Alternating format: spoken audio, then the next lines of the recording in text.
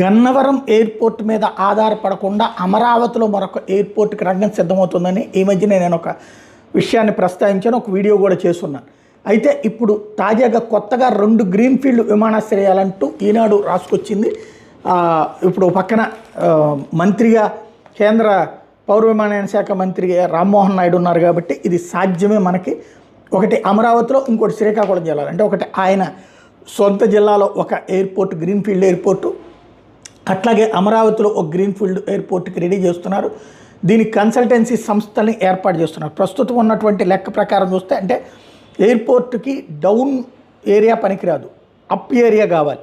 దానికి ప్రస్తుతం ఉన్నటువంటిది ఏరియాలు చూసుకుంటున్నప్పుడు ఏ ఏరియాలో అయితే ఉపయోగం అన్నటువంటి దాని మీద చూస్తున్నారు. పాములపాడు, రావెళ్ళ, పొన్నేకల్లు,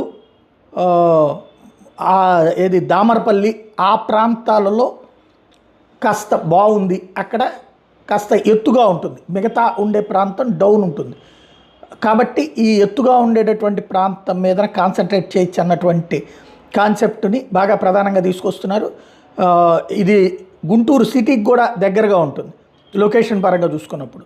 అంటే ఉట్టి అమరావతి కాకుండా ఇటు గుంటూరు వాళ్ళకు కూడా ఈజీగా ఉంటుంది. ఇప్పుడు గుంటూరు వాళ్ళు ఫ్లైట్ ఎక్కాలంటే విజయవాడ వెళ్ళాలా, విజయవాడ మీదుగా గన్నవరం వెళ్ళి గన్నవరం దగ్గర నుంచి ఎక్కాల్సి వస్తుంది.